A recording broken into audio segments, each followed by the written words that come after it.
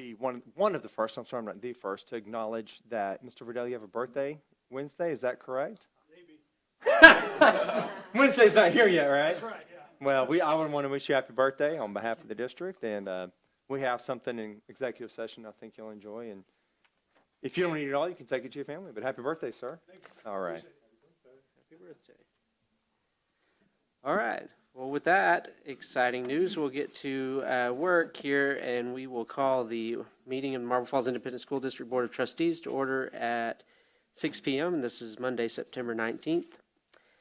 We have all members present. It's good to see everybody. And I guess we'll kick it off.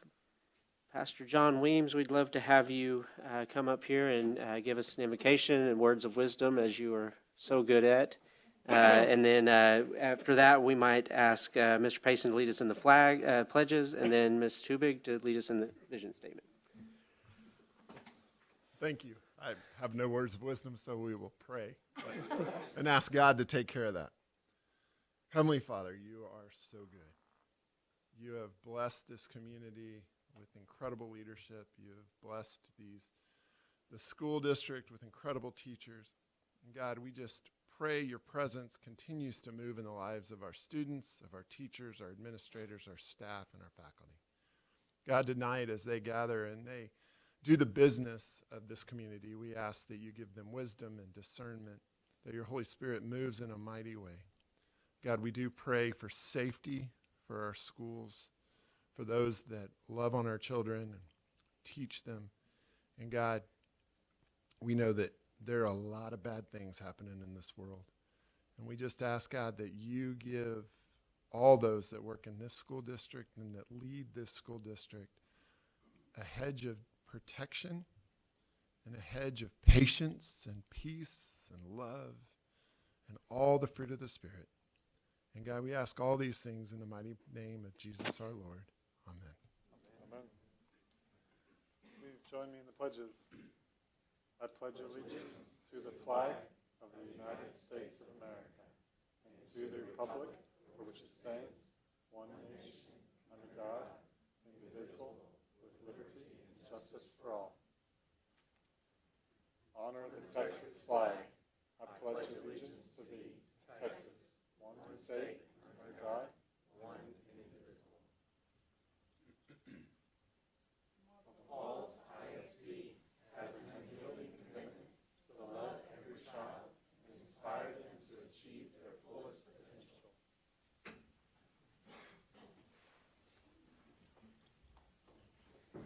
Very good. All right, I think we've got some pretty exciting special recognitions tonight. We'll start with item 6A, special recognition, Marble Falls High School National Recognition Program Award recipients. Dr. Adams.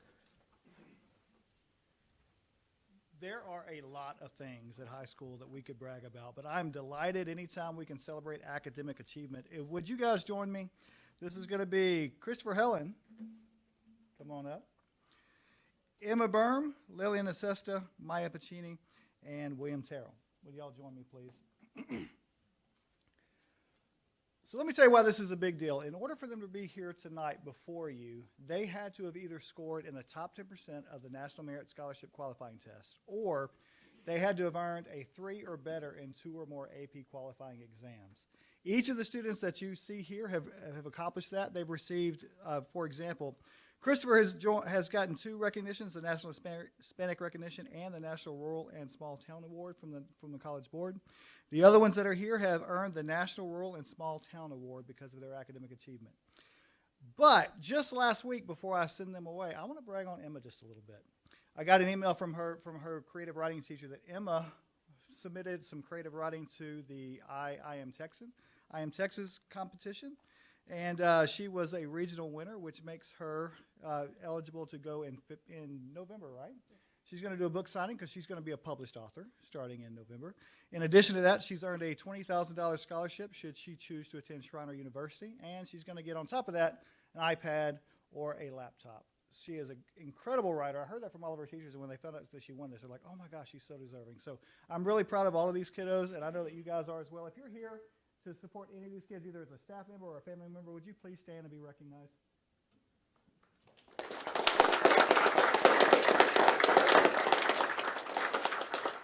introduce all of them. Yes. All right, Christopher Helen. Yes, That's you. that's me. All right, we show them so you think so here. There we go. Lillian Assista. There's Lily. Maya. William. And Emma. Awesome. Thank you all.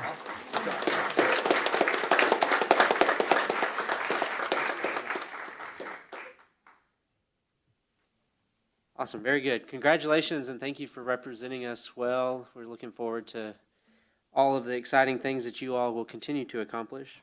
And that gets us to item 6B, Living the Vision, Dr. Allen. I'm going to ask Dr. Gasway to step to the lectern and be able to assist me with this. We have had a number of issues. I'm scanning the room real quick. Yeah, we've had a number of issues that we have tried to address over the summer when it comes to being prepared to educate our students. One of those has been hiring teachers. And if you were to ask our principals what one of the biggest challenges we have faced with hiring our teachers, they would tell you it's housing in the area. It's not news to anyone who lives here that the cost of living is pretty high.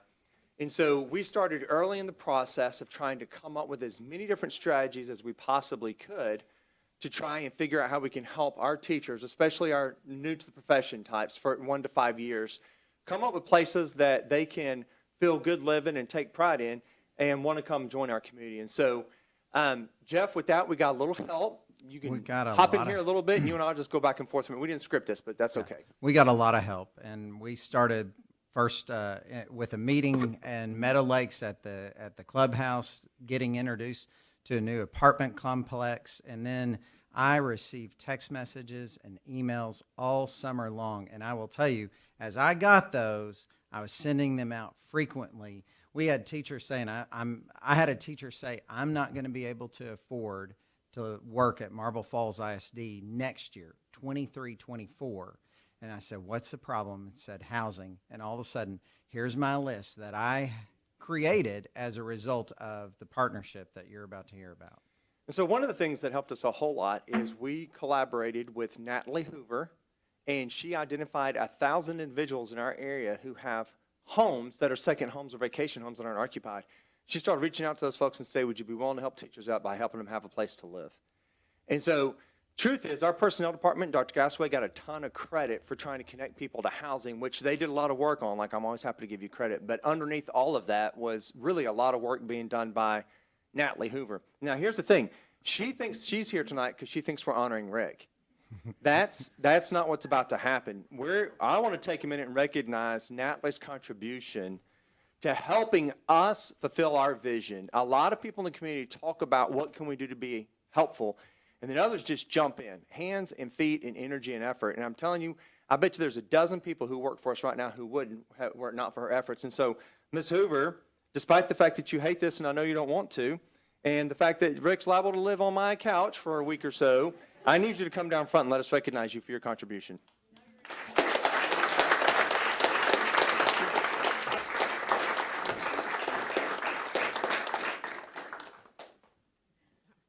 This is for your refrigerator. I want you to be excited.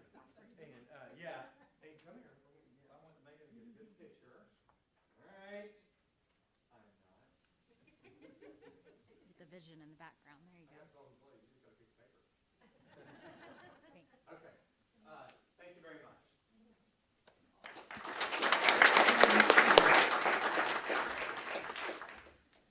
Thank you, Ms. Hoover, for everything that you've done for us, and for sure, all of those letters and the spreadsheets and everything else that was going on during that time. It was creative and definitely impactful for the kids in the long run. Okay, we're going to do something a little bit out of order here, so we can get some people out of here if they choose to. We're going to move item 10A, consider impossible approval of action, Marble Falls Athletic Booster Club donation. Dr. Gasway, up to this moment right now. Okay. Well, good evening, and I'm going to ask Shannon Roberts and Brian Herman if you will join me, and I'm going to really pitch it pretty quickly to them. We have a wonderful booster club, and you're going to get to hear a little bit about it and a donation that they're going to be making and what that donation is going to go to. And so I'm going to turn it over to Shannon right now. Oh, good evening. pretty exciting things going on with the Booster Club this year. One of the biggest things that we've been able to do is we've been able to raise money over the last year, and we're continuing to raise money as we are right now. But the biggest thing that we've been able to do is we're able to write a check for $19,000 to go back to our athletic program to help with the improvements of the middle school weight room, the high school weight rooms, and all the weight rooms. They're kind of old. I've had people say, why do you need to update? Well, I update my house, so we've got to update, and it needs to happen. So we're excited as a Booster Club to be able to continue to give back when we can. We're working hard. We continue to work hard. I kind of get into it a little bit, but I'm kind of tired this week, but because I had a senior night and a homecoming night last week, but hopefully we will continue. This is just the first part of what we're doing with this donation. The goal is to raise even more to finish up the rehabilitation, all that kind of stuff for the weight room. Go. My man right here. So basically what we did was, first of all, thank you so much. The Booster Club has been amazing. They've provided so much, and they continue to provide. I've been at a few of the meetings, and there's a great energy in the room of trying to serve the kids and help the kids and give back to the kids instead of just keeping money and keeping money and keeping money. They want to pour it back into the kids. But last winter and spring, I had Coach Richard Scales, who's our strength and conditioning coordinator, Doc Harrington, and Michael McDowell look at all of our facilities and our weight room needs. And we came up with a really large, grand idea, and then we looked at, well, what do we really need? And it came out to around $37,000 for the junior high weight room, the small weight room, and the big weight room at the high school. So it's 3 weight rooms. It's going to serve 6th through 12th grade boys and girls, from pre-athletics to varsity sports. So every kid is going to have an opportunity to utilize these spaces. We are using them in conjunction. Right now, we have middle school boys and girls working out together in the weight room at the junior high, which is awesome. But there's just not enough equipment, or it's not in good repair, so it needs to be taken care of. So generously, they're going to take care of $19,000 for now, and we're going to look at, this is the first group of needs. We kind of prioritized what we needed out of that $37,000 just to get us started. They also provided a tumbling mat for the middle school that is being used by spirit groups, the pre-athletic, and all of the PE, and, well, not so much PE, but athletic type classes. So a lot going on for the Booster Club, and I want to give credit to Coach Scales, Coach Doc Harrington, and Coach McDowell for putting in all the work, the legwork to find out what we actually need, and then the Booster Club to supply it for us. Awesome, very good. Thank you so much, Dr. You have to.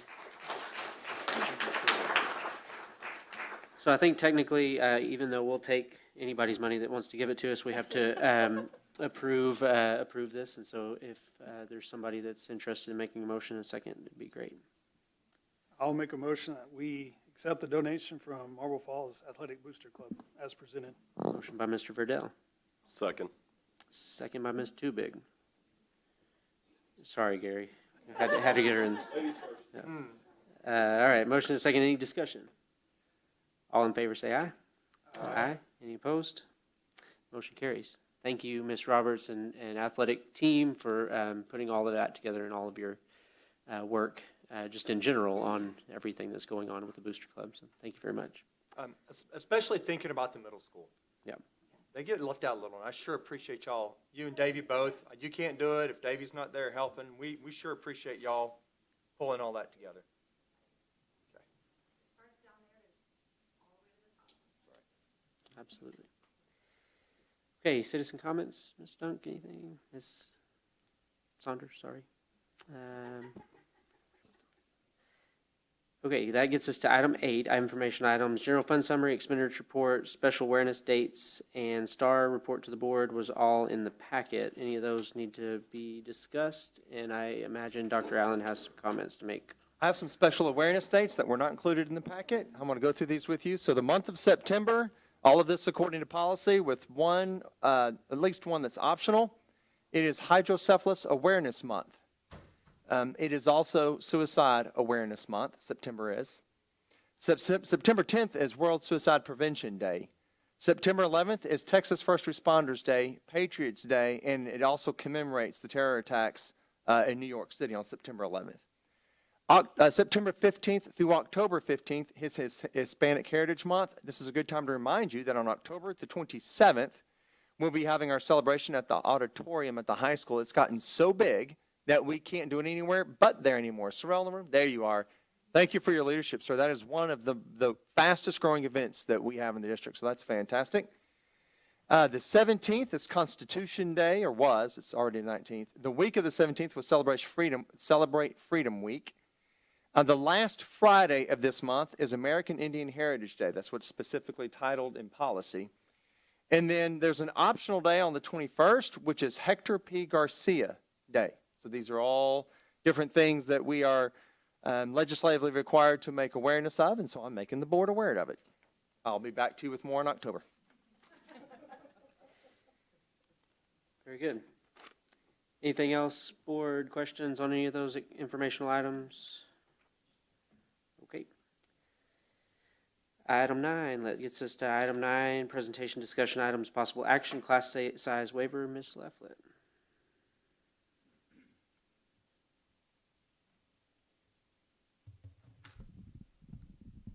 Good evening. Administration works with campus principals to monitor student enrollment, to provide the staff needed to serve our students. At times, though, growth is unanticipated, and the Texas Education Agency requires us to request a maximum class size waiver for any classroom K-4 that exceeds the 22-to-1 student-teacher mandated ratio.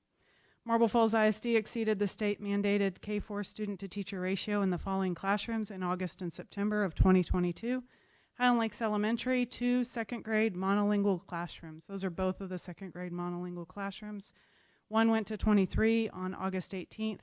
The other one went to 23 on August 25th and 24 on September 7th. Colt Elementary, 1 fourth-grade bilingual classroom at 23, beginning on the first day of school. At this time, all 3 classrooms still exceed the 22-to-1 ratio. We have the positions posted on the district website and will continue to search to fill the positions. Administration is requesting approval to move forward with a class size waiver from the Texas Education Agency for these classrooms. Due to time constraints on this waiver, we're asking that you approve this waiver on first read. We're required to submit a request to TEA within 30 days of the date the classroom went over the mandated ratio. Questions from the board or motion on that one?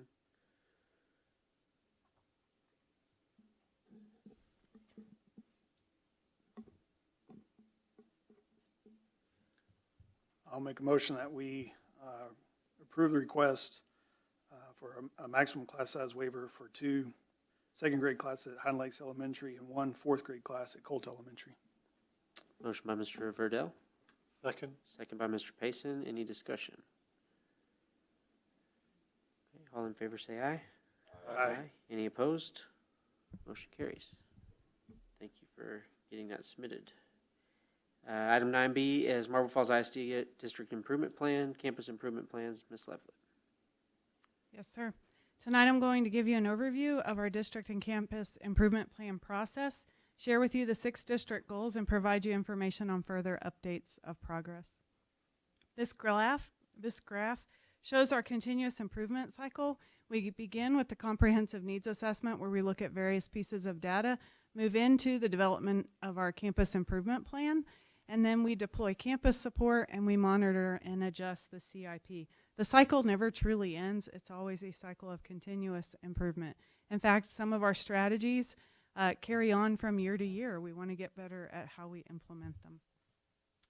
Our goal is to function not like this, where everybody is going all different ways, but to where we are all moving the same direction towards the same overarching goals, but in ways that we can differentiate a little bit to meet the needs of each campus.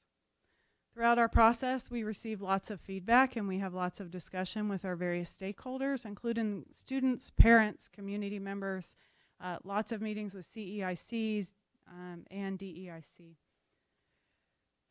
If you think about this, GPS, I've shown you this before, I just added some words to this slide. The district and campus improvement plans are the articulation of the goals, performance, objectives, and strategies. The GPS for us helps us know where we want to go and how we are going to get there. The local board of trustees is required to approve the goals and performance objectives in the district improvement plan and the campus improvement plans.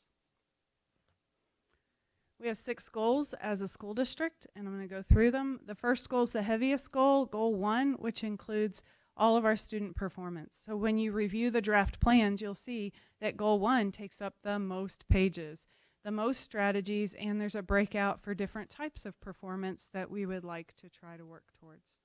Goal 2 is increasing our leadership capacity of our staff, students, and other stakeholders.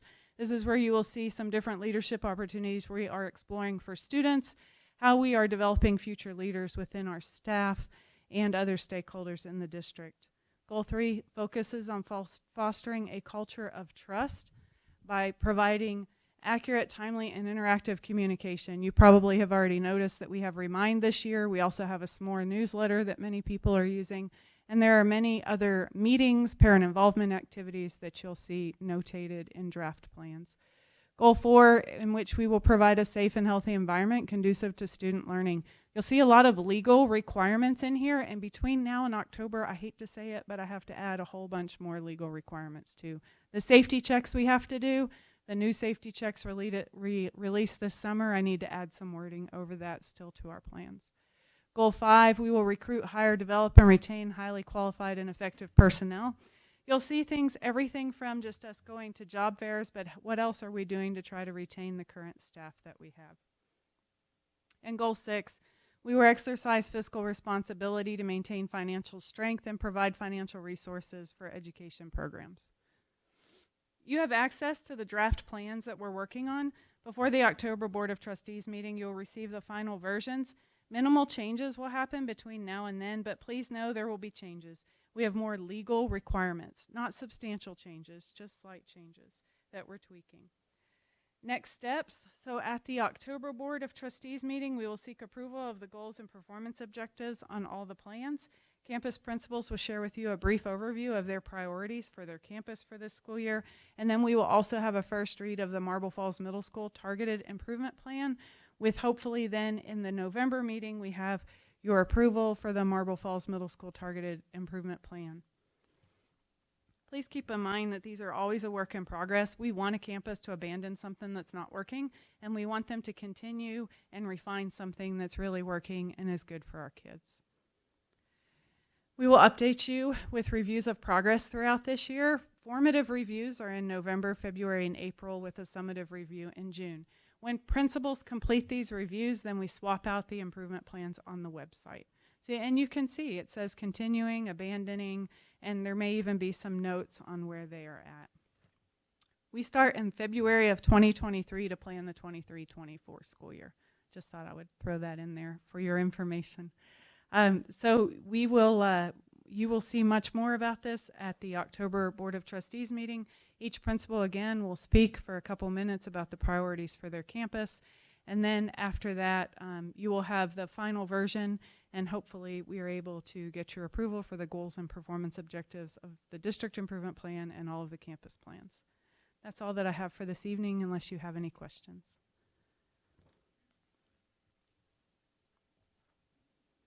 Questions or comments about that? Okay. Look forward to hearing about them next month. Okay, item 9C is House Bill 3, Education, Childhood Literacy, Math, and CCMR Board Goals and Progress Monitoring. Ms. Lefflet. Yes, sir. And So you get to hear from several of us in regards to House Bill 3. I'm going to give you a little bit of background on House Bill 3, and then Ms. O'Connor and Dr. Metzger will share some information about their respective areas. First, House Bill 3 was passed by the 86th Texas Legislature in 2019. The bill contains numerous requirements that impact school finance, curriculum and instruction, human resources, special education. If you interview for a central office job in the state of Texas and you don't know what House Bill 3 was and the impact it had on a school district, then you probably won't get hired, I would say. The House Bill 3, it's everything from the do not hire registry to the teacher incentive allotment, full day pre-K, dyslexia funding, reading academies. You've heard a lot about reading academies. And part of that also are House Bill 3 plans that we have to create in regards to early childhood literacy and CCMR, college and career and military readiness. So those are our 3 required plans that we have: early childhood literacy, early childhood mathematics, and CCMR. Each plan is required to have at least one district level administrator to coordinate implementation. Our whole C&I department works on the implementation. Ms. O'Connor is the point person for the grade 3 plans, and Dr. Metzger is the point person for the CCMR plans. We need to have them posted on our websites, and we have to have specific annual goals. The early childhood plans must have goals for aggregate student growth for 3rd grade math and reading STAR, and then targets for each group evaluated under the Closing the Gaps domain. She'll also review with you professional development for those teachers. For CCMR, we need to show again annual goals for aggregate student growth, and then targets for each group evaluated under the Closing the Gaps domain. The state defines specific and quantifiable goals for this plan as we need to have a baseline, which is our current state, and you'll hear that this evening, a target, our future, which students will be impacted, and then by what year. We're required to show at least 5 years out at a time. One thing that we will discuss tonight is the goals that you see tonight are not the same goals that you saw when we first brought you House Bill 3 plans. COVID hit between then and when we first showed you those goals, and so we are asking then in the October board meeting for possible approval of an adjustment to our goals as well as our progress monitoring calendar. This is the part on progress monitoring. We must report to you how we're doing towards our goals, and you must vote if we adjust our goals for the 5 years out for each year. I'll let Ms. O'Connor go ahead and start. Good evening.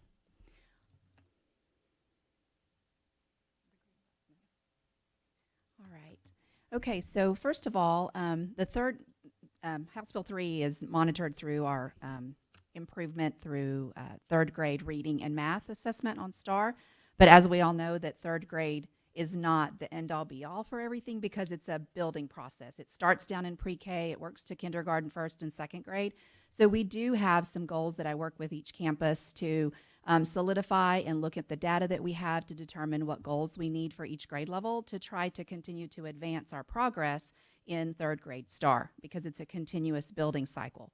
As was mentioned earlier, it is a continual refinement as we look and work through more and more data, and it's a continuous improvement cycle. So while we do have goals, we continuously look at our data and how our students perform and continue to help campuses make improvements on meeting the goals. So as you can see here, as Ms. Leflett said, that we have to have a 5-year goal plan. And so by 2026, we will have our 3rd graders at 65% of students at the MEETS target. This is not students who pass the STAR test. This is a much more robust improvement area in where the students need to meet. And so currently for this year, we had 53%. I think it's important to note that we are doing better in 3rd grade reading than we were even pre-COVID. I think that's a really big improvement that we've done with all of the things that we've had in place with our professional development for our teachers. So I think that that's really important to notice. Also, House Bill 3 does say that by the year 2030, we will be at 60%, and you can see from here that we will surpass that even before that deadline of House Bill 3. So what will we be doing for professional development in reading? Well, we're not going to abandon what has been working. We're going to continue working with our teachers and our principals in all the different areas that have led us to the growth that we have. And so some of those things have remained on this improvement plan. But as you can see, TEA Reading Academies, we still have the last cohort going through, which is our 3rd grade group that is going through and continuing to finish that process, as well as our principals going through that are new to the campuses this year. We're also getting much better reports with our universal screeners that you approved our use of with NWEA MAP and M-Class. The reports that we're getting from those are going to show us improvement across grade levels, and so that's going to be really important to have that. We will also have data meetings following assessments where we're going to work with all principals to try to have similar conversations at all different campuses. We're going to be working with Edify Education Services this year. They're going to be helping us create assessments from kinder to 5th grade in all subject areas, math, reading, and science.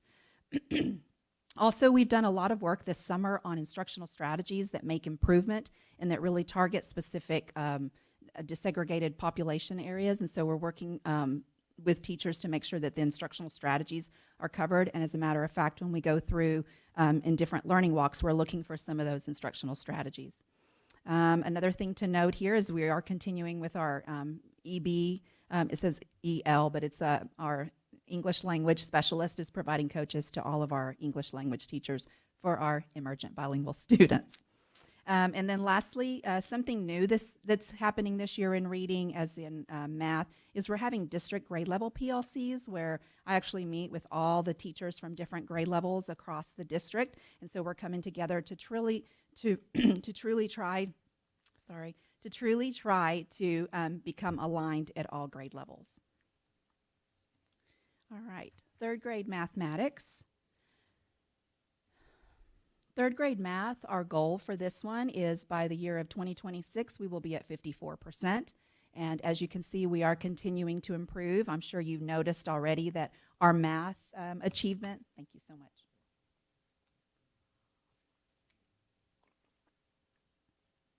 Our math achievement was not as good as our reading, but it is a focus of us, and we are aware of that, and we are working toward that. The goal that we did set for 2022, we did surpass, and so we did have 38% of our students this last year get to meet in that area. We are back to pre-COVID numbers, still not where we'd like to be at 38% at meets, but we are back to where that was, and I think that's also an important note. Our professional development for math is very similar to what I outlined for you on the reading side, with the exception that we're working with teachers to provide more manipulatives in their math instruction, not only at the lower levels where we typically see the use of manipulatives, but especially in our upper grades as well, where a lot of times we see a lack of that. It's really important that our teachers instruct our students, understanding that they begin with a concrete, moving into a pictorial model, and then having the abstract ideas. So we're going to be working with teachers on that. Again, one of the main things on here is the bullet point number 1. It's a little wordy, but the main thing on that is we have aligned our math block very similar to what we've done with our reading block. We've outlined the amount of 100 math minutes, and we've designated the things that we want taught during that 100-minute math block, such as fact fluency time, numeracy time, where teachers have students understanding just talking about numbers and how they work together. Also having a learning success, a learning criteria with success embedded in that so that students know what the expectation is and how they're going to show improvement on that. And then also a debrief time at the end of the lesson. Those are new for math instruction this year. So we're hoping that with the success that we had on the reading side, that we might see similar success in math on this one. And again, the same kinds of things with the data meetings, the increasing cognitive growth in students through our Edify services with our campus performance-based assessments. And that's what I have for the pre-literacy side. Good. Okay, so CCMR, College Career Military Readiness, and for our goals, I have to have this off to see far and this on to see close.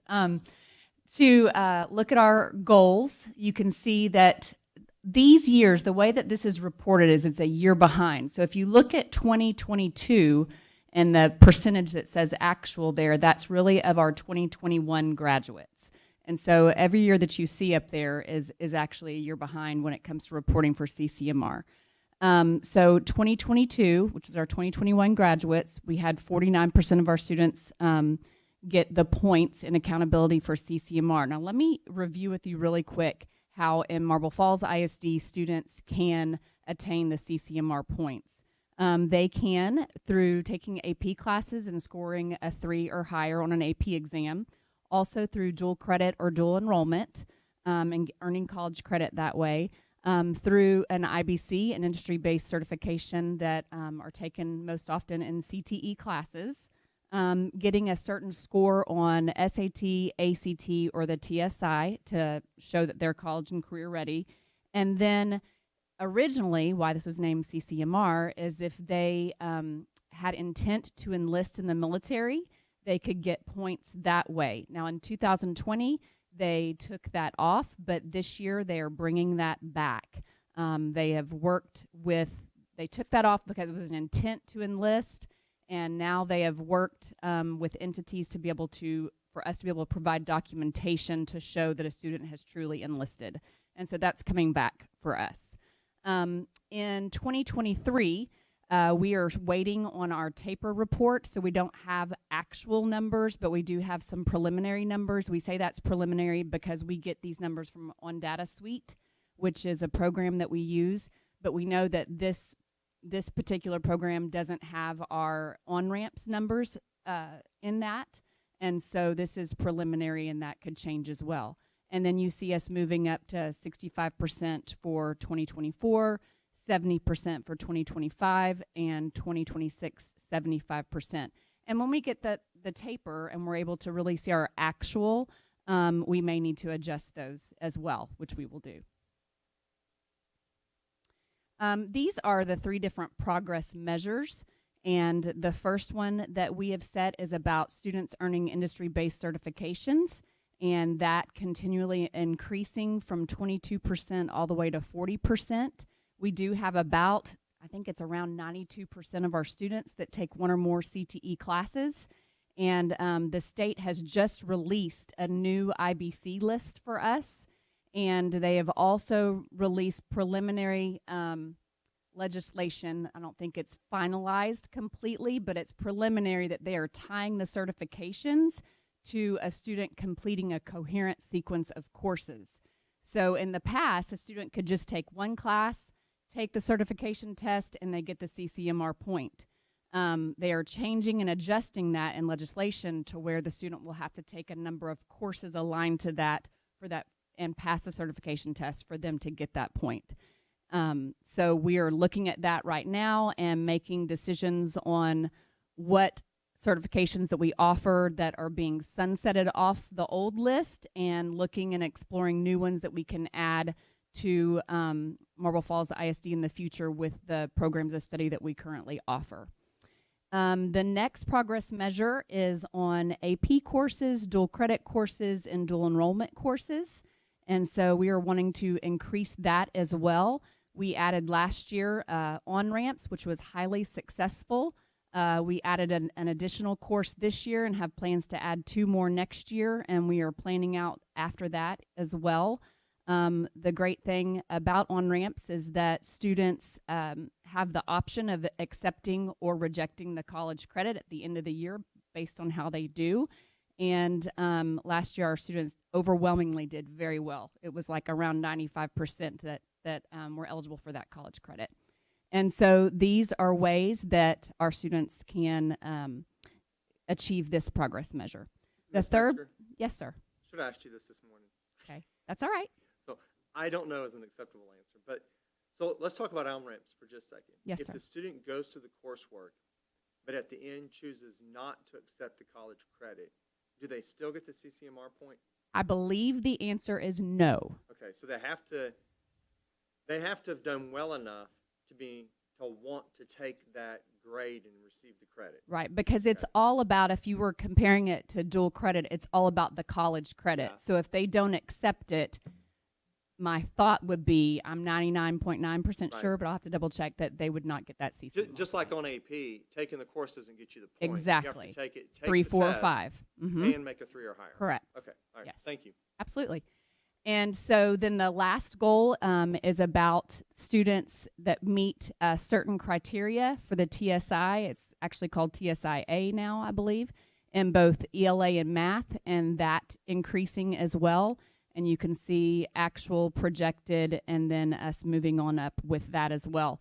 And with the program that you guys have approved for us for House Bill 4545 intervention at the middle school and high school through APEX, they do have a tutorials program, kind of a prep program class for SAT, ACT, and the TSI. And so we're working on ways to be able to enroll students in that because it's free, whether they do it during advisory time or on their own time at home.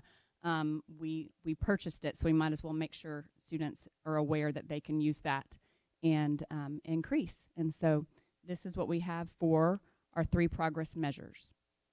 Professional development towards CCMR. Of course, we are continuing with our secondary literacy project, increasing reading levels through writing. We also have targeted support with our EB students, emergent bilingual students in 6th through 8th grade through our ESF grant.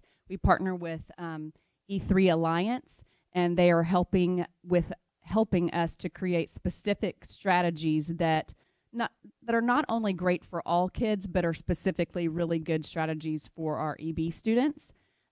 We are continuing in our second year of contracted services with Heart of Texas Writing Project, and that is focused on Readers and Writers Workshop in the ELA classroom for 6th through 12th grade.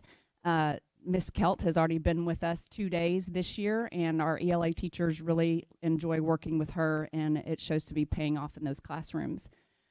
This year, we're excited through our ESF grant to partner with Sidelets Education, and they're going to work specifically and intensely with 4 teachers from 4 different content areas from 3 different grade levels to become ESL kind of model classrooms.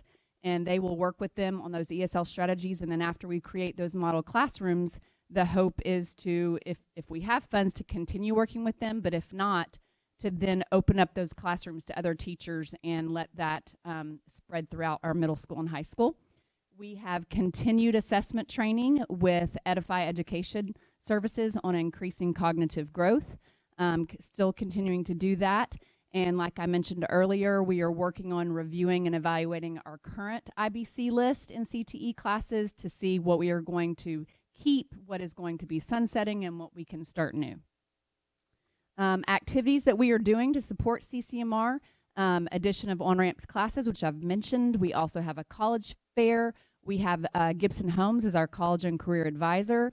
He's going to be instrumental working with us this year on helping us to better track CCMR so that we can make better plans with individual students so that they are getting those CCMR points for our accountability. And also it's good for the student. That's what we're here for. Identification of students needing support through college prep, ELA, and math classes. So if a student does not score high enough on the TSI, there is a particular English and math class they can take as a senior, and they can do an online course mixed with live teaching from one of our teachers to gain college and career readiness through a program called College Bridge. Last year, 100%, I don't have the math statistic, it wasn't as good as the English statistic, but 100% of our students in the English classes got a 90 or better in the College Bridge program, and you have to get a 90 or better to get your CCMR points. And so that was really amazing. We also started a couple of years back. For a while, we've been doing a PSAT day, but we also a couple of years ago started an SAT school day. As I mentioned earlier, some TSIA prep through Apex. Job Shadow Day has always been a popular day. We will continue to work with our Rotary and to do that. And our 8th grade Level Up course, we work on 4-year plans electronically through our Zello program, where they do college and career inventories, create student portfolios. They're able to do college and career research and develop an electronic 4-year plan that they assess each year with the counselors, and it can be adjusted. We are also looking at ways that in the future in that 8th grade class we can do some college visits. And so as students are 8th graders, they can be exposed to what college is like, what college life is like, tour, and just have their eyes open, because many of them may not get that opportunity. Any questions?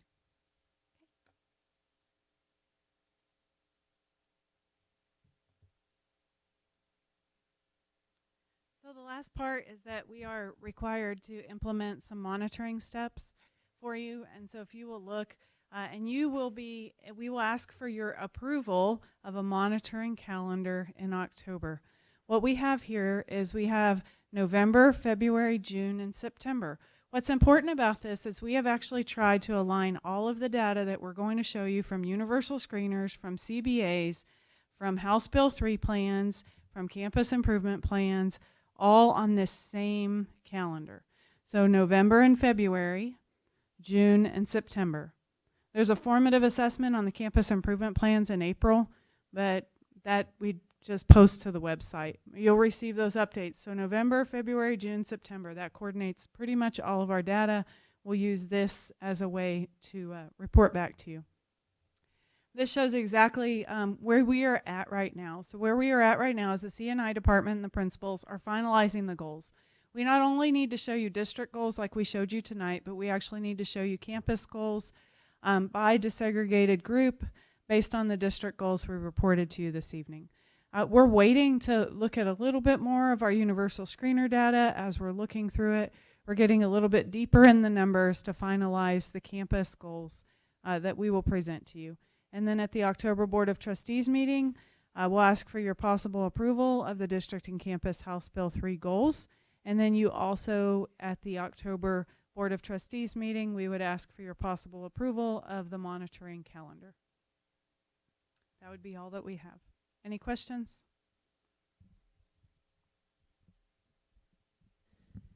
How does that line up with campus improvement plans?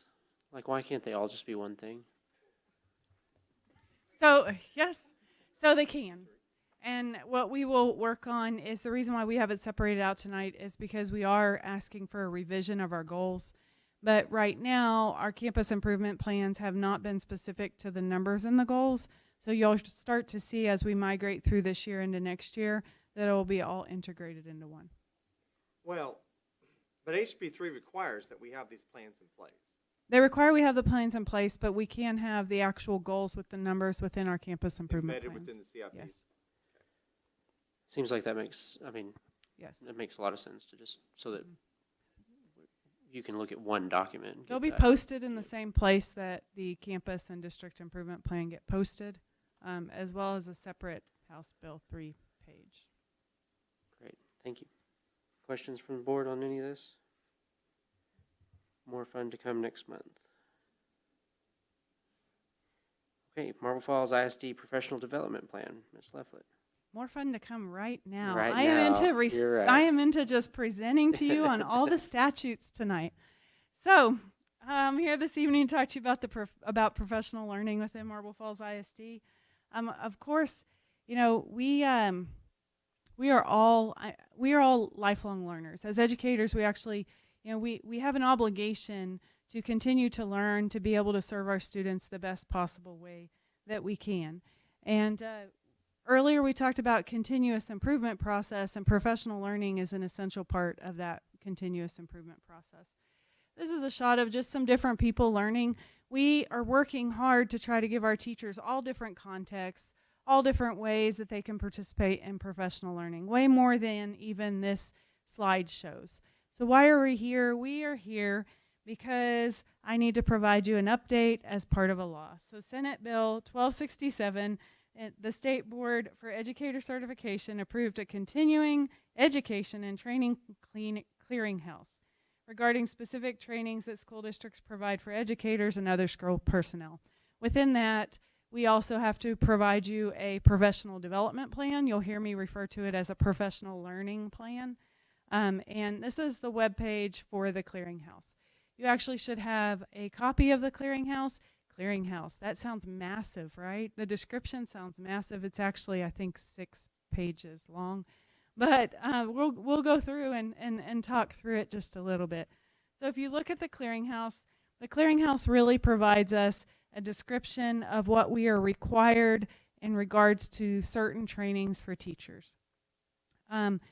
What we have to do, according to Senate Bill 1267, is as a Board of Trustees, you are supposed to make sure that we are guided by the recommendations for training by the clearinghouse, that we note any differences in the clearinghouse and what we are doing for professional development, and that you see a schedule of our trainings required for educators as well as our professional development plan. Where this is located is DMA Local. You approve DMA Local from Update 119, and in there it states that the Board of Trustees shall approve the professional development plan for the school district. Even though we need to do all this, there are no reporting requirements to the state. They say that you keep all your stuff on hand, and they said there are additional resources within here. This is a screenshot of the clearinghouse pages that you have. The first one on the list is suicide prevention. It has all the statutory provisions listed for us. It has trainings we can access by clicking on there, required personnel, and the frequency that we have to provide that training. So what do you need to know? I gave you another screenshot here. What you need to know is our professional learning in Marble Falls ISD, we go the extra mile, we go beyond what the law says, we go beyond what those 6 pages have. We evaluate the type of training that needs to be done, and I'll go back here. Let me go back. We evaluate the type of training that needs to be done. And so I think suicide awareness and self-harm is a good example. Suicide awareness and self-harm, it was decided by both the administration and the counseling staff within the school district that watching an EduHero video is not enough. And so therefore we moved suicide and self-harm off of EduHero to a face-to-face training that the counseling staff provides to all of the staff in the district. In addition, say EpiPen. We don't have the staff just watch, I mean, they can watch the 40-minute EpiPen video in EduHero, or the nurse can talk briefly about the EpiPen, the importance of EpiPens, and we can then have the staff do a demonstration of how to use the EpiPen to the nurse in less time than just a program. But there are certain things that are really, really good in EduHero. And so therefore we build EduHero with what we feel is quality that they have to have from that list. And then we have some face-to-face trainings that we feel teachers really need to be able to ask some questions. And then we do some on both. Child maltreatment is both. We have some EduHero for child maltreatment, and then the counselors also present on child maltreatment. So everybody knows that they need to report, what to watch out for, how to help in the situation, and who to contact. Just like you saw this for campus improvement plans, we don't want our professional development going all different ways. So we work hard to align all of our professional development in one way, as well as we have lots of conversation with people on what they would like to learn about. What would you like your professional development to be? We really conducted a comprehensive needs assessment that was part of our bigger district improvement plan just around professional development last year. We looked at student data, we gave out teacher surveys, we had poster activities, PD cadre met, and made recommendations, all so that we can create the best opportunities for our teachers to learn. We were able to this summer provide opportunities with some extra Title II grant funding we had that we needed to spend for many staff to go to many different conferences, as well as our regular summer PD offerings. And so TEPSA, all of the elementary administrators attended TEPSA. That's the Elementary Administrator Conference. TASSP, all of the secondary administrators were able to attend TASSP. Almost all of our counselors went to a national counseling conference that came to Austin. And then we had over 30 people attend a math conference in July. Over 30 teachers volunteered. Our summer PD offerings were a wide variety of items. We offered book studies. If you're interested in reading any of these books, we do have some more copies. This is a list of our June professional learning. This is a list of our August professional learning. And then we even did some raffles for convocation. So Gina Jett helped us get some donations, and we had some other creative ideas. For every day over your required 2 PD days you went, you got a raffle ticket in to pull. And Mr. Nauman even assisted with the grand prize raffle ticket, which, you know, we had some wonderful donations. The Education Foundation approved sending a teacher to an out-of-state conference. I believe that teacher actually was able to get a really good deal and is able to take somebody with her for what the foundation had done. And so we had lots of teachers attend professional learning. We also restructured new teacher professional learning to where we extended from 2 to 3 days, and we paid those new teachers for that third day to come. In addition, we offered trauma training facilitated by our social workers so they wouldn't have to worry about getting it done during the year. And we had a good majority of them who came. The special education department did a back-to-school kickoff on August 4th, an all-day of learning for all the special education staff, over 100 special education staff. When staff came back for August contract days, we increased teacher work time in the room, which was a request from PD cadre. We had a teacher conference where teachers had choice in their learning, grab day, which I'll show you a second, campus-based PD time, and convocation. And so you can see some of these things. Teacher conference, grab day, we focused on MAP, M-class training. There was elective area. We also had PLCs. Convocation, lots of great pictures from convocation. Many people recharged. I learned some things about some people's personalities at Convocation. Some people I did not think were very competitive are extremely competitive. I will not name names right now, but during the year professional learning, this is just a little bitty snippet of professional learning that we have throughout this year. So by the October board meeting, you'll receive an official formalized professional development plan. But to save time in October, I really gave you an overview of quite a bit of our PD we've done up until now. What you'll see expanded in the formalized plan is you'll see a lot more detail around our during the year professional development. This is just a little bit, and like I said, there'll be so much more that you'll see when we come back in October. So our next steps would be in the October Board of Trustees meeting, possible approval of the Marble Falls ISD Professional Learning Plan to meet the requirements of DMA local and the Senate bill that I referred to earlier. Are there any questions? Very good. Any questions? Thank you for all the work on that. It is good to see that we're going above and beyond on that. Do you have something to add to that? Were you about to say something? Okay. I mean, it's a lot of work. Absolutely. I'll just tell you that. It's a lot more than it looks like. And it looks like a lot. And it's more than it looks like. And they do a great job. Okay, let's take a quick break. Let's take a 5-minute recess at 6:56 p.m. We'll stand adjourned for 5 minutes.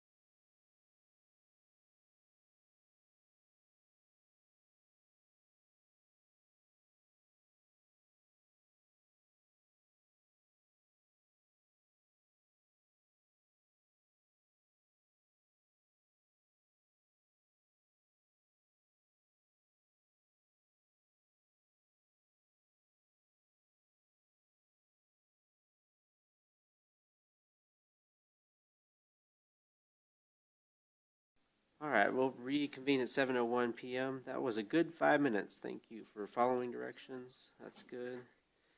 That gets us all the way down here to item 9E is an interlocal agreement, cooperation agreement with City of Marble Falls ISD. Dr. Allen. Okay, so there are two documents I'm wanting to show you as part of the agreement that we're talking about. And the first one that I would like to draw your attention to is the PDF says Marble Falls ISD, City of Marble Falls Joint Agreement, and it says final because what final means is the one that's been reviewed by the district's legal representation and by representation from the city. So we believe that the guts of this document are agreed to by the lawyers on both sides, okay? We're talking about this tonight, and the city will be talking about it at their next council meeting. And so let me just be very clear on this from the get-go. This is a first read because the city needs to look at it, and they need to make sure that they're on board with all of it before we get carried away. What this agreement would do, I'm going to summarize it for you because I have a month to read it and ask me questions. But what it would do is put the city and the district into a partnership whereby the district would make certain of its facilities. And when we talk about this, just think about gym space, because that's really the thing we have that they need the most, okay? Where they could use gym facilities within the district to do youth programming that the city would program, organize, and charge whatever associated fees that they would charge for. They would work out a schedule as to when those gyms would be available with Dr. Gassaway and the departments that use those facilities. That all have to be worked out in advance. And so let me give you some examples of what this might look like. We currently do not have a youth league that plays volleyball in this community. It'd be good if we had one for us. The district has a willingness to build that into their programming, but they need facilities. Same thing with basketball. Since I've been here, we've had Hoops Factory. We called it something else at one point. They'd be willing to take that on and program it. And so that's what this shared arrangement would work out, is that the district would make its facilities available to the city based on schedules that align with the needs of the district. So this wouldn't cause us to sacrifice any of our other programming. Now, I will say this, we're going to have to get organized. We've had the luxury of just, hey, we want a gym, we run down and we get in the gym. And we're going to have to be a little bit more organized about how we think through these things before we tell the city they can use some of these spaces. But I've done this in other districts. It's very doable. In fact, Dr. Gassaway and I've talked about this a little bit offline. And, one of the things I've mentioned to him is we'd want to make sure when we're looking at gym space, we always build in a little more time than we think we need, because you never know when you're going to need a makeup, or you never know, like a makeup practice, for example. Every now and then we get in a pinch on weather and a game gets moved around and you wish you could work in an extra practice. Like, that's going to be us. And those will always have to be things that we have worked out with the city as part of the overall arrangement. I would point you to to one thing in particular that you might be interested in. So if you were to scroll down to, let me make sure. Yeah. Let me get where I'm going, okay? I apologize. So number 13 in your list of items under both. So if I'm looking at page 2, go to page 3, and it says, it is agreed that the city and school district shall continue to search for new areas of cooperation, and to that end shall meet regularly together along with interested community groups and appropriate city and school district administrative officials. We would continue to look at ways that this partnership could bring us into other alignments. So for example, and I want to be very careful here to not speak for the city, but these are some of the conversations we've had. We pay quite a bit for the use of police officers for Friday night football games to help provide that security. It could be that some of those costs are offset because we'd be in a cooperative arrangement with the city. Right now, the city basically has to treat us like every other entity in town that's a nonprofit. By having a formalized agreement, there are certain provisions that can be made for us that they're not stuck in the bind with everyone else. Y'all get this because we get requests. People want to do things, and we say, well, you can do it, but here's what it's going to cost you, or here's the forms you have to fill out, and they get a little frustrated. It's like, well, but we're different. We're the XYZ in town.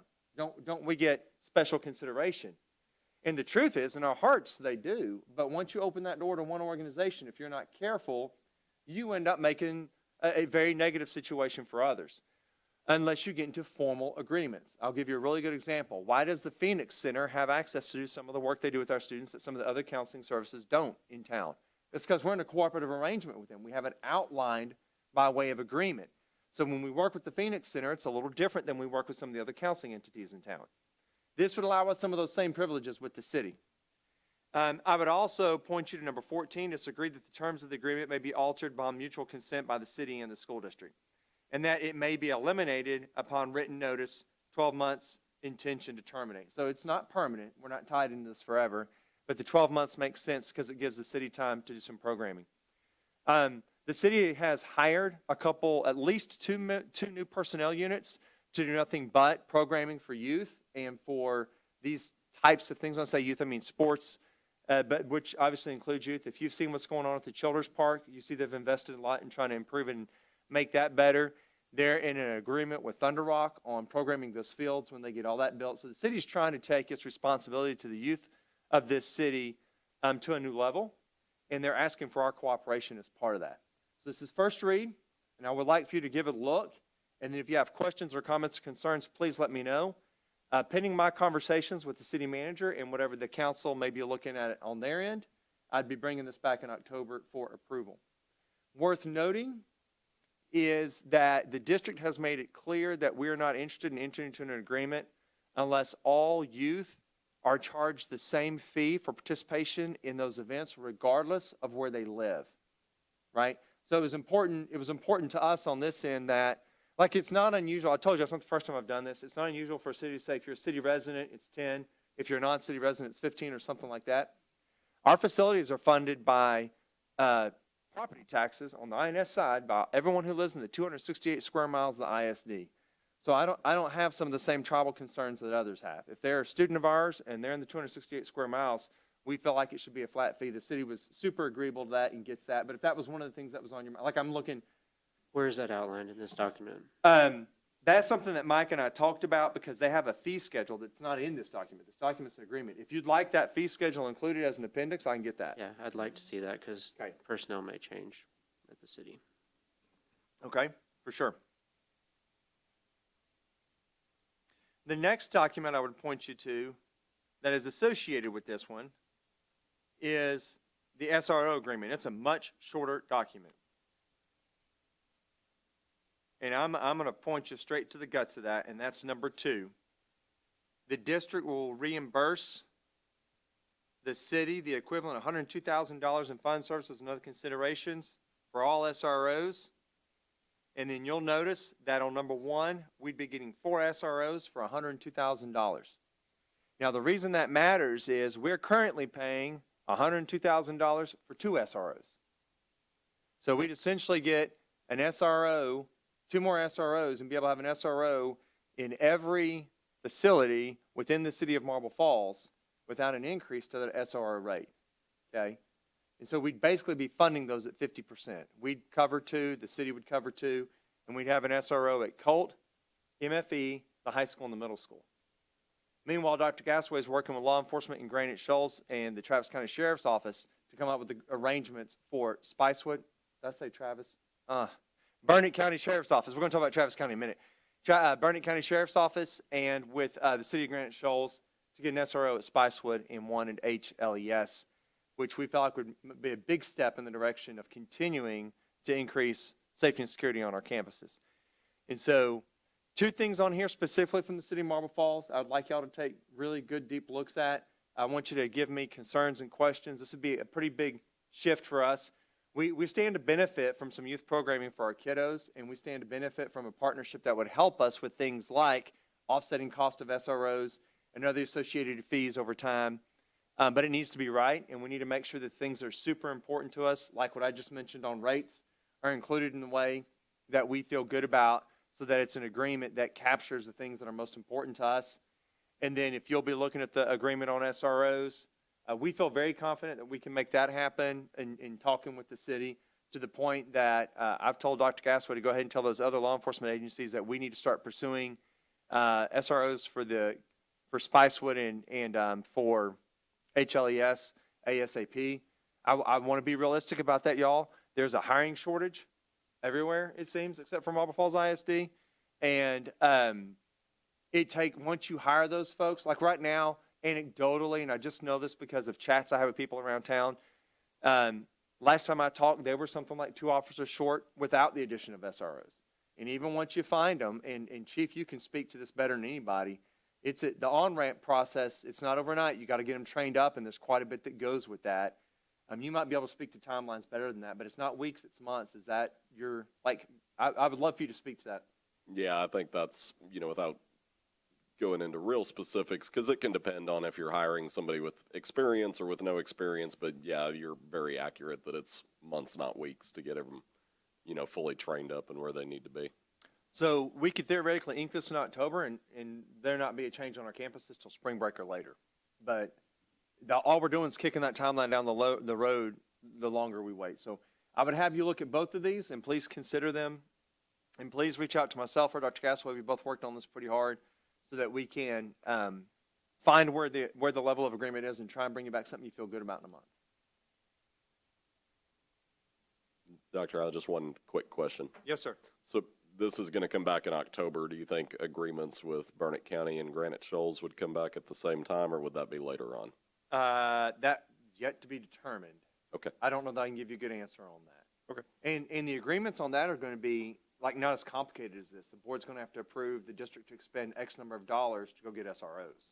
It's going to be a request for budget approval, essentially. Okay. Yeah, if at all possible, I think I'd like to see those around the same time to give all those agencies, the same amount of leeway in trying to get those positions done. Yes, sir. Are these tied together? Not necessarily, but what I would tell you is that part of the way that they're able to fund these SROs is through fees that they're going to collect through parks and cities. So when I say not necessarily, they're not legally tied together, but in every conversation we've had, they play in the same space, because part of the way we're getting consideration on the SRO agreement is because of the agreement on the partnership between the district and the city. And have we considered how it's going to affect youth programming that we already have? I would tell you that the city has been working on that, and I consider that a city issue. The district doesn't have youth programming below grade. No, but nonprofits do, Yes. and they use our facilities. They would not influence any agreements we already have. For example, Marble Falls Youth Football uses the fields at the middle school. That would stay in place. Any agreements we have would remain in place unless those agreements are renegotiated between the city and those entities, because some of those entities are happy to hand off that to the city and let them run it. But no, if we've got an agreement with someone else, those stand.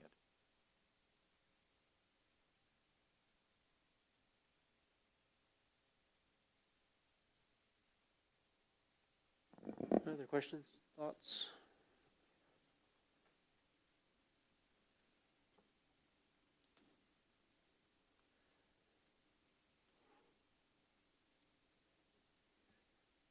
Okay.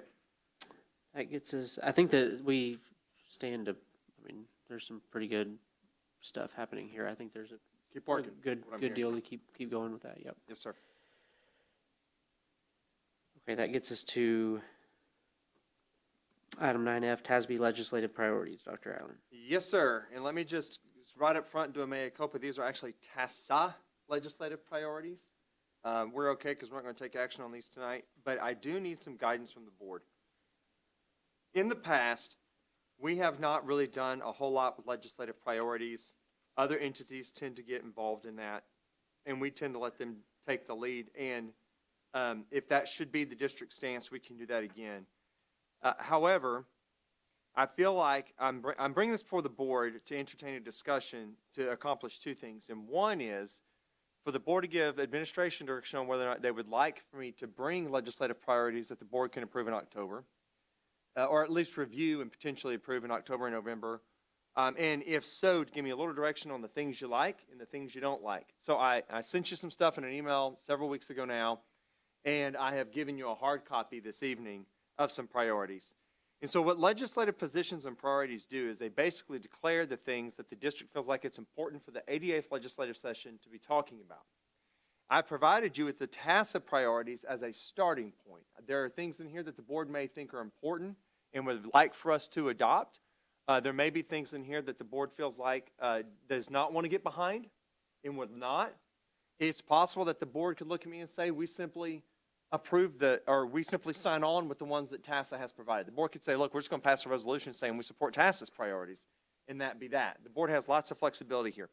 Again, I'm not going to read this document to you because you've had it, but I want to highlight a couple concepts that I do want to kind of bring to the surface. So under the section called local control, it talks about flexibility. Districts must be able to respond to the differing needs of students, educators, parents, and communities.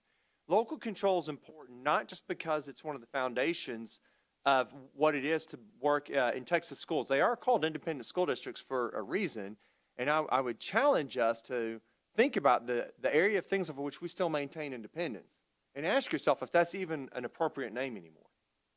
And so what local control does outside of the philosophical approach to what freedom means in the state of Texas is it allows us to meet the diverse needs of students within our community so that we can be responsive to local needs. For example, the state has right now an unabashed desire. I'm not speaking out of school, they would tell you this, to see everyone go to some version of extended school year-round school calendar. There are some benefits to that educationally. I wouldn't argue that with anyone. However, in a community such as ours, where so much of the economy is tied to summer travel and tourism, and so many of our businesses kind of lean on our young people to help what they do from an employment perspective, is a schedule that would be put out or a calendar put out by the state of Texas what would necessarily be best for the students of Marble Falls ISD. Maybe, maybe not. It doesn't matter. We should be the ones who make that decision based on what our community wants, not necessarily what's going on in Austin, because no two communities are the same. Should we be thinking about services for EBs the same way they do in every other part of the state? We have a growing EB population at a bit of an exponential rate. We need to think about education for these students differently than they do in Eanes, for example, as an extraordinarily small percentage of emergent bilinguals. We can talk about education funding. I'm not going to go into every bit of this, but I would tell you that if you look at the first line under education funding where it says adequate and equitable school finance system that raises per pupil funding, let me tell you the fastest reason that's a good idea. If they would simply raise the basic allotment, it would automatically decrease what we pay in recapture. The fastest way to solve the recapture problem is to increase the basic allotment. It would bring relief to taxpayers and it would bring money to students. It talks about considering, if you go under the foundation school program, considers student and district characteristics. It should be offensive to anyone who thinks about the needs of students and not about revenue streams for the state, that we're giving 30% of our budget back to the state in the form of recapture when we have 70% of our students who are considered low socioeconomic. Like, if you just think about the pure math of that, that should be offensive. In Llano, it's even worse. This asks the state to consider the characteristics of students when thinking about money. Under school safety, increased funding for school safety allotment. I think safety is something that's on everyone's mind and this district's invested a number of funds in. I think this is something the state should step up and help to do something about. Accelerated instruction. So let's talk about unfunded mandates. HB 4545 is probably the most onerous piece of legislation, and I would say ill-conceived, in, 20 plus years. And it comes with no dollars. No dollars for additional staff, no dollars for additional resources. And so that means everything we're demanding of people, we're having to demand given the same amount of resource that we currently have. HB 4545 would be no big deal if I could just add a bunch of staff. We can. A, they're not around because the staff has been perpetually mistreated across the state, and secondarily, because of funding to pay teachers. So that's a challenge. We would ask that when they're looking at legislation dealing with charter schools, that they would increase accountability and that they would have to live by the same rules as traditional schools. First of all, when you look at the research, charter schools actually do not outperform traditional schools with at-risk students. And that's based on what little information you can get because they don't even have to live by the same rules as traditional school districts. And so that's a problem. We would ask that they would make sure that TRS stays on a defined benefit plan and that they would increase compensation to health care. Again, if you ask our staff, they will tell you the ever-increasing cost of healthcare is problematic. We would like them to look at something other than high-stakes tests, but instead assessments that have value for students, parents, teachers, and as well as flexible measures for communities. Again, we give one test that measures every single student in the state, regardless of the educational context. We don't do that in any other venture in life, but we do it in education. And we say it's in the pursuit of getting better. And then we would ask for either the repeal or significant overhaul of HB 4545. I know that's a good idea because the person who actually wrote it asked for it to be overhauled, and then was told after the fact he wasn't allowed to do that. So the person who wrote it doesn't even like it. So that's some examples of things we could talk about. What I need from the board is some direction. How would you have me consider what, if anything, I would bring you in October by way of legislative priorities?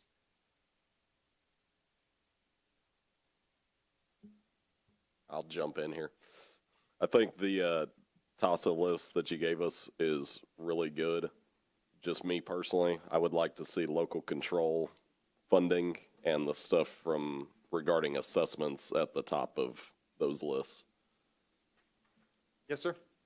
Especially local control, because I've affectionately referred to the last 2 legislative sessions as the war on local control.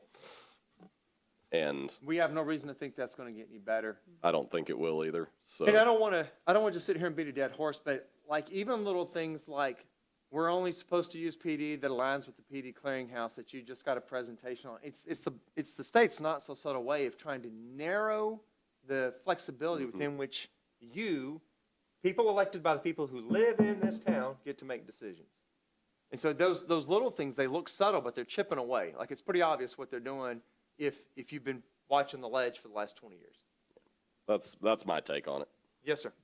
So I want to make sure I heard you right. You would prefer to see local control, funding, and assessment accountability at the top? Sir. Can you tell me what TASA means? Texas Association of School Administrators.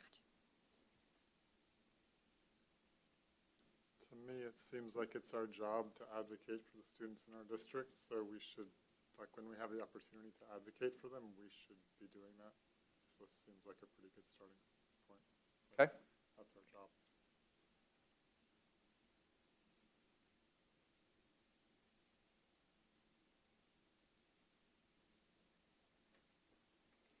I'm afraid that if we don't advocate, what's going to happen is the beating that some of our people have taken as a result of the culture wars is going to soon be forgotten by the fact that a number of the people who have participated in those acts are up for election have all of a sudden grown quiet.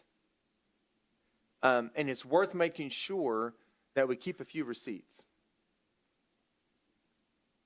We need to make sure that people are held accountable for the way that this profession's been treated the last at least 2.5 years.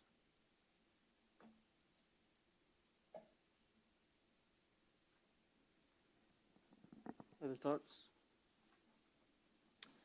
I think this is a good start. I would encourage you all to help us articulate better if we could get a hold of the people that are making some of these decisions. How do you fix it? Like this is a start, but nobody's going to listen to our resolution or whatever that we pass next week or next month. I'd like to be able to take some of these and turn them into like some sort of, and I don't know where to start with it. I know some of the things, but if we could focus some energy on what would make Marble Falls ISD, Okay, we can do that. and so we can go. So then maybe the next stop is going down to the Capitol and visiting with some people about championing some things for Marble Falls in the next session.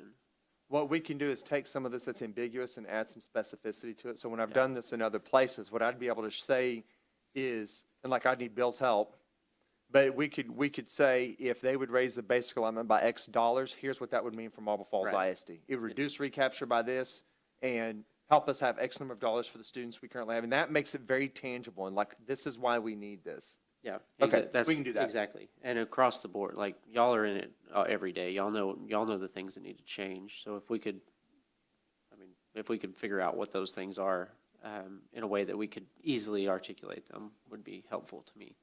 Yes, sir. But I like the direction you're headed with this. Okay. Want to talk about Tarrant County now? Travis? Sure, let's do that. Let's go to 9G, nominate replacement for Tom Buckle. So here's the thing.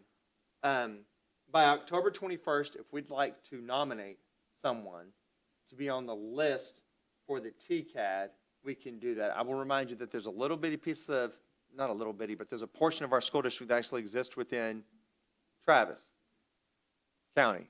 I get it right, Shanna? Okay, within Travis County, and they have an appraisal district just like we do in Burnett County. And Tom Buckle's the person who represents our part of the world. And so we can either nominate Mr. Buckle, or if we would like to think about someone who lives in Marble Falls ISD but is on the Travis County portion of that we want to nominate, we can do that. We have between now and the 21st to do so. Normally, we don't do much with this because there's not a big portion of our property that's in the TCAD, and we're frankly pretty small fish in that pond. But if you've got someone you'd like us to nominate, this is the form by which we would do that. I just put that on the agenda. Normally, sometimes we don't even have it on there, but if, in case you all know of somebody, let us know between now and next month. We'll take no action on that for the moment. 9H is completed bond projects. Dr. Gasway.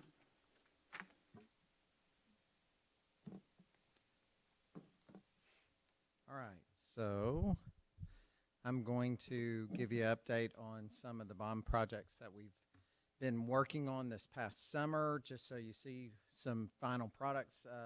You don't get to go to all the campuses, and so hopefully tonight we'll just give you a little bit of a highlight of how some of the projects are turning out. Just as a reminder, the bond was passed in 2018. It was a $55 million bond that passed at almost 69%. The focus was safety security. We looked at the high school redesign that was completed prior to the start of the 21-22 school year. HLES, we looked at some safety and security, bringing kids in the classroom from Head Start. The administrative spaces was done. It was completed prior to the end of the 2021 school year. And so we met about 10 months ago in November to discuss some of we were headed in a good trajectory with our bond projects.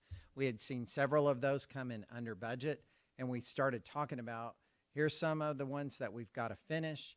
We also started batting around the idea of what are some things we might want to take on, and we decided at the end of that we would take on a few, but we also had some opportunistic discussions that we were having with the city about maybe a road, maybe doing something like that. And so tonight we're going to look at what were the projects that we completed during the 21-22 school year, and this is the list. I'm going to go through every one of these, so rather than read that whole list, we're going to go each one of those bullets individually. And so what we won't do is kind of give you an idea that these are the projects that you're going to be hearing about later, which will be middle school bathrooms.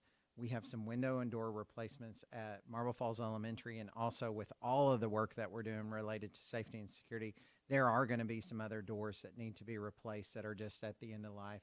We're going to be doing some bathroom renovations at the high school to just really sharpen up. We've got some really nice ones, but we've got some ones that we just want to go in and make sure when you go into our brand new commons area, we want a bathroom that is as nice as that commons area. And so we're gonna try to make sure that we do some things there. Bathroom partitions, that was a part of the original 2018 bond that we're gonna be trying to tackle.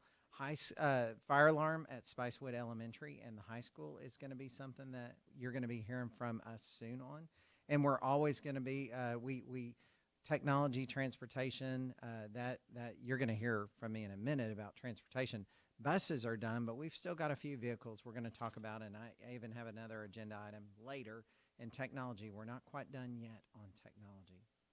So wanted to show you some photos of the high school, and this is the brand new tile. We removed lockers and painted walls, and what's hard to tell is I don't have good before and after pictures. All of a sudden it got all done, and I was like, man, I missed it. And so what you can see in between those pillars on the pictures on the right and left are those are those are where the lockers were. And Michael and his staff got them looking really sharp, took those out, made the walls look great, painted them. And then the center picture is Rose intersection. And if you don't know the high school, that's where Dennis Rose stood for years and years, and they affectionately called it his name. And it's got a Mustang right there in the middle. We've got a few other Mustangs spread throughout. Y'all, our classrooms look very similar to this. It's crisp, it's clean look. It took tile that was old and worn out, and really, as the kids came back in the building, that was like, wow, this is looking really good. And so we're really pleased of the work that was done at the high school. Highland Lakes, go ahead. I thought somebody said something. Sorry. Yep. Highland Lakes also got new tile in the hallways and the cafeteria, and so we included the one area that they didn't, that we just ran out of. Time-wise, we were going to struggle with Highland Lakes getting everything done, and so what we decided to do is, for this round, we were going to take the hallways and the cafeteria, and I can tell you it turned out extremely well.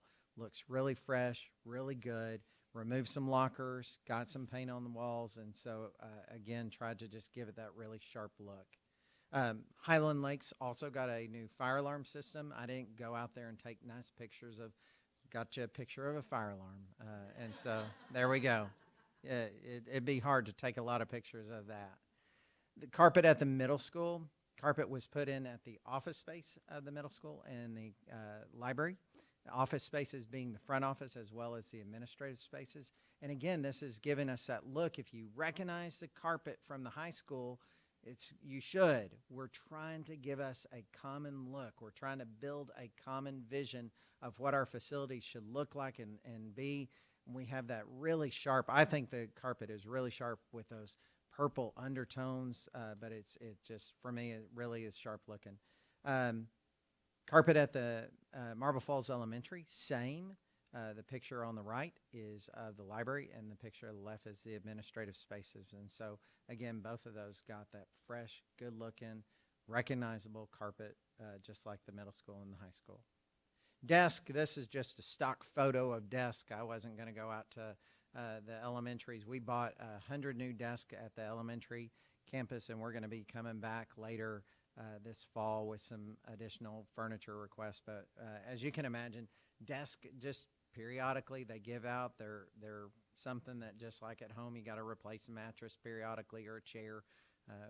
We replaced 100 desks and gave our principals a stock at each campus, elementary campus, to be able to replace any broken. These are photos that we actually had done when we had a survey from our auditors that do our safety and security and our insurance. And so these are just some aerial photos of drones. We resurfaced the middle school track last year. That came right after we had had the conversation about how we could potentially look at those funds that we had had some funds from other projects that we came in under budget. So just a couple of different aerial photos of the track resurface. High school tennis courts were resurfaced, and we actually had the Booster Club. One of the things they didn't talk about, and they would have if they knew I was going to show this picture, is the two awnings in the center area, the blue awnings. Those were Booster Club donations, and so the Booster Club got new awnings to make those look good. The tennis courts look great, and I will tell you, I think we've hosted 4 matches this season at least at the high school, and just hopefully many more to come. They look great. Band uniforms was something that we talked to the board about, and the band, we allocated funds for the band to get their uniforms. One of the things I'm really proud of is we have really smart people that work within the district, and I will tell you, Tony Lefflet and I started this conversation about if we get the board to get interested in doing this, here's the timeline we need to do. Y'all, we put in our, when you said go, we put in our request, and we were one of the first groups to get our uniforms from the company. When all the other groups were saying we're having troubles getting fabric out of China, or we're having trouble getting things finished, there we were in May sitting with our uniforms finished, completed, and we just keeping them on ice until we got ready to break them out at a home football game. And so that's our band uniforms.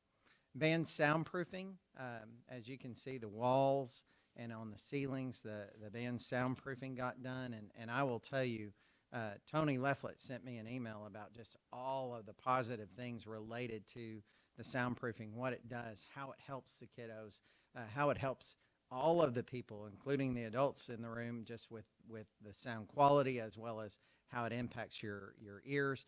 And just extremely pleased with the final product for the soundproofing. And then some safety upgrades. And so what I tried to do is show you some pictures. Top left and bottom left are pictures of some gates related to the one-way in, one-way out.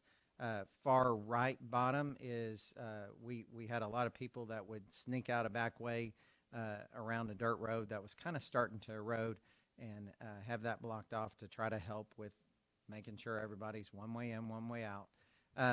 The center top, I know, Coach, that probably bothers you, Coach. I'm sorry. The center top is we put in new doors. We had some old gates that we replaced, and we actually ripped out the gates and put a door in there. Those doors will be soon. When TFE is able to get out there and finish those for us, they will be on key fob, as well as where we have the ability to monitor those with the prop door alarms. Jeff, on those doors, I want to be especially complimentary of Michael and his crew. And if I'm right, we worked with Mr. Becker on this, right? Like, we called them and said, these gates are a problem. And that has happened since the start of school. Mm-hmm. Like, Yes, that's sir. a fast turnaround on that. And so, you may not be able to recognize exactly where those gates are from that photo, but they've been problematic for a long time. And it was kind of one of those enough is enough moments. And I looked at Jeff and said, get with Michael and y'all get this figured out. And I'm telling you, it was fast that they got that done. So real appreciative of how quickly we were able to get that done. Well, and the picture you see is an unfinished product. They're going to come back, right, Michael, and put a little bit of stonework. He understood Yeah. my need to get that up, to get the door in, and I understood that he would come back and put the limestone up in the schedule of things Yeah. for him. So, yeah. The bottom, boy, I'll tell you, our new welding staff just jumped on a project. If you know the welding, that CTE area, if you were to walk where that gate is, that's on the bottom center, you could just walk into the school and you're in a classroom, and then you can go through a door and you're in the school.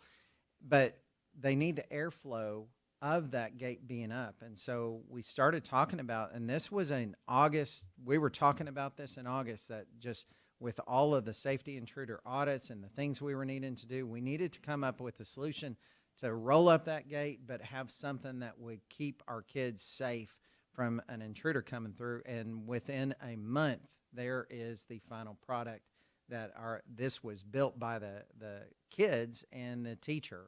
And so, and then the last one is around fencing around our stadium to help keep us safe on Friday nights. So our next steps, this is just kind of me mapping out in my head the next steps. That included at the dais is a list of projects. You've seen this list. I just wanted you to have a paper copy in your hand. It was some of these are what we discussed all the way back in November 2021, and we looked at some costs. Some of these are additional ones where it starts with round tables and we don't have prices. Those are ones that we've kind of just kicked around as far as maybe a next step. And then the ones at the very bottom are ones that we're going to get done. We've got the funds to do it. It was ones we've talked about. We're going to be able to do those and don't really need these a part of the discussion at the end of September. The last one, the one that's in the salmon color, is a band tractor trailer. We had talked about that in November, and we're hoping that we could get one that was used, and they had thrown out a figure that was under $25,000. Well, it went over $25,000 pretty quickly. I don't blame them. It was a good truck, good shape, and so we pushed away from that. And so the next step for the board, for us, is that we're going to come back on September 30th. We have a board special call meeting to discuss a variety of things, and this is going to be one of the things that we talk about and look at is just some opportunities to, again, we're coming in under budget even in the midst of struggling economic times. We were beneficiaries of getting some of the big projects done early, but also we've got good people that are trying to find the best prices on things and get us good quality, but at a good rate. And so when we come together on September 30th, that we want to just discuss what are some of the next steps, what are the next things that we may want to tackle from this list, or are there any things that are not on the list that we want to tackle? So I would entertain any questions. Again, from the category of things I should have asked you before tonight. Did we not already do, what did we do with the baseball school board, Michael? I'm still working on that pricing wise. I had a price on one, but it wasn't. Okay. I thought we were leaning into this because of how bad it was last season. So it should still be on this list. Yes, sir. We had Okay. difficulties with that sport. Yeah. I think there was 3. I wasn't sure if we'd already replaced it. No, sir. Okay. We were able to get it working. It was an amazing thing that if you just held your breath long enough, it worked. Okay. Hold your mouth right. Yes, sir. All right. It's barely hanging in though. Yes, sir. It would be good to look at that as a project if that was something the board was interested in pursuing. Okay. Any questions, comments on these? We've got a special meeting set up to review these more in detail. If something comes to mind before then, let us know. Thank you for the work on it and the review. Yes, sir. Thanks. And Michael, thank you for navigating the whole thing from the beginning. So, yeah. Y'all push me and I'll go the right direction. All right, let's see. That gets to 9I, potential maintenance truck purchases. Dr. Gasaway.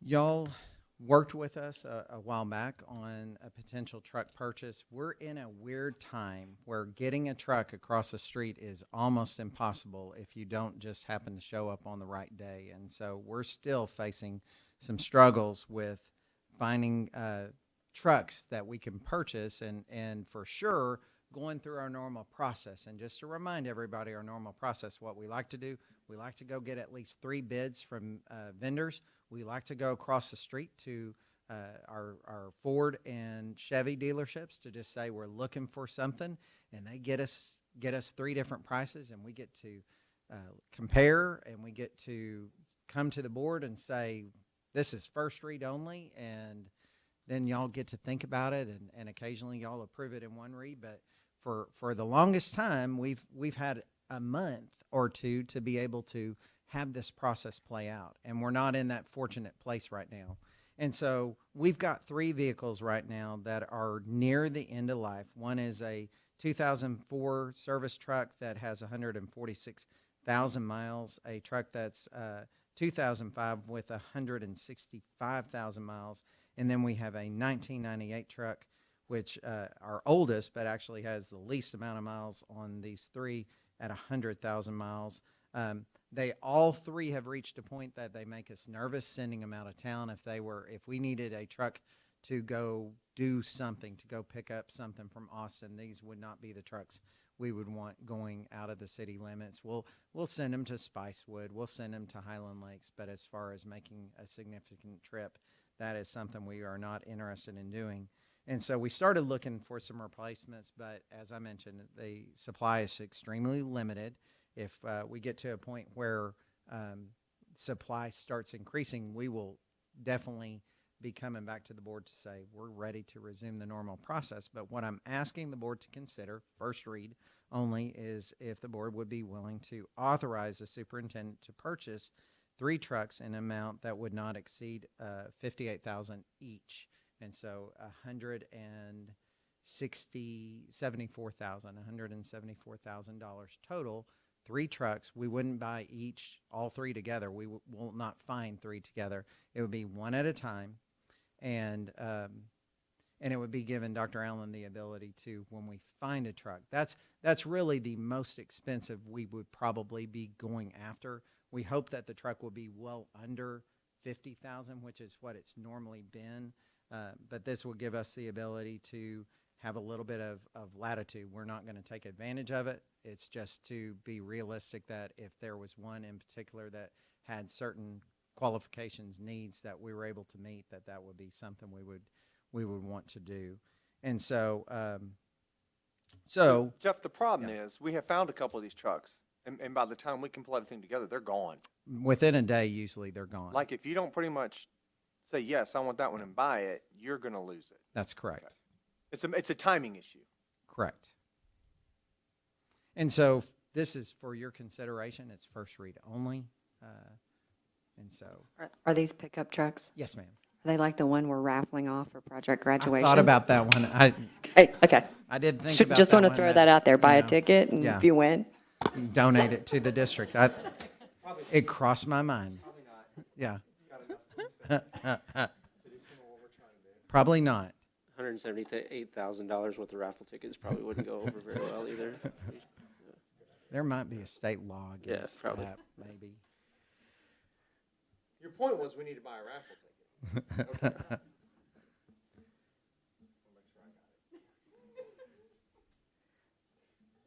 Okay. Are these in addition to the one, did we try to purchase, didn't we just try to purchase them? So they're in addition to the, okay.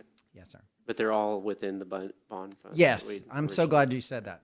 It was on my mind and then it slipped. These are all covered within the bond fund. And so they're ones that we've had allocated. It won't be anything where we're making an adjustment. It won't be where we're taking some of the funds we're going to be talking about at the special called and having to push those aside. This is part of the funding that was there originally for these trucks. Okay. Questions, comments, motions on that one?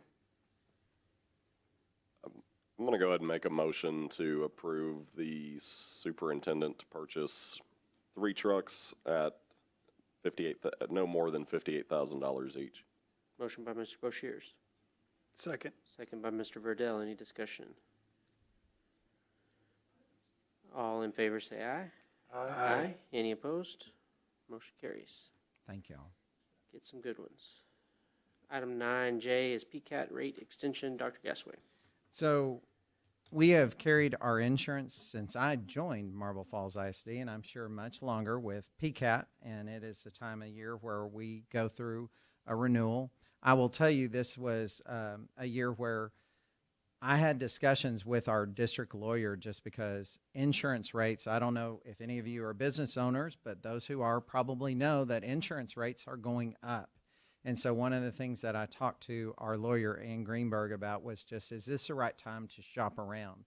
And her comment was, really, this is a hit and miss time, that you're as likely to have no success shopping around as just sticking with your current rate. And so I think it would be good for us in a couple of years to go out and go through that very formalized process. But for the moment, my recommendation to the board is to approve our 3-year interlocal agreement addendum with Property Casualty Alliance of Texas, PCAT, to provide property and casualty insurance for the district. And so I would entertain any questions that you might have.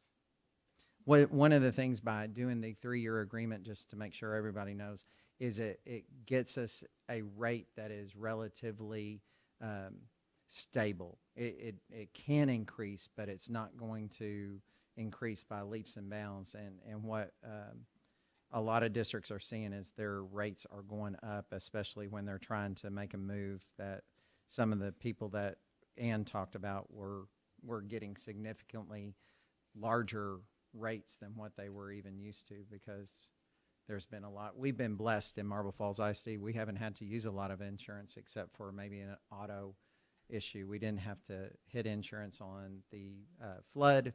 We didn't have to hit insurance on the freeze. We've been really blessed with our insurance, and so it did go up, but we feel like it's really worth sticking with PCAT. Questions, comments, motions on that one?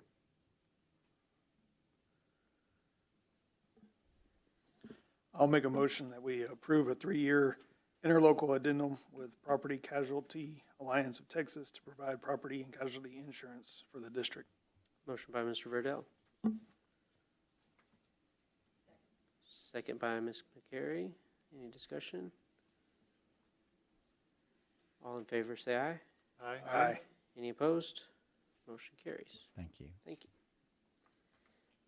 Okay, that gets us to item 10B, consent agenda. It's got the minutes from the August meeting on August 22nd.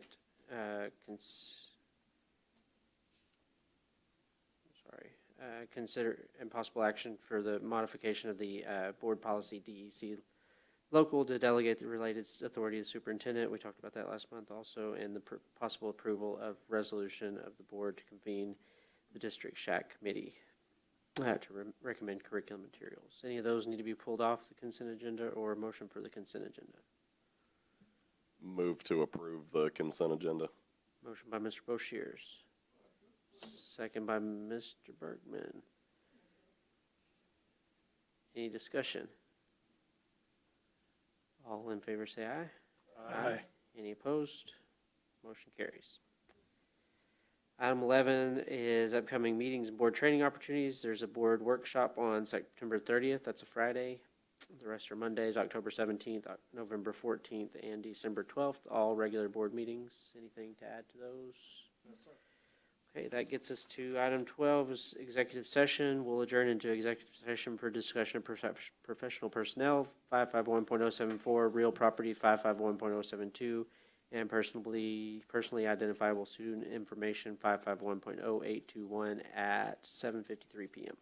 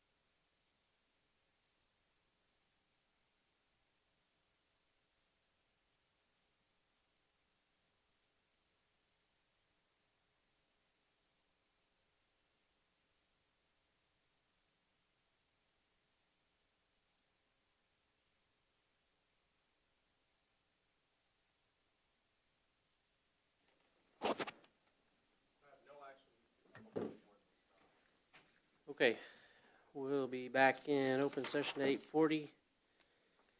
No action coming before the board, so I guess we don't need to even sit down here.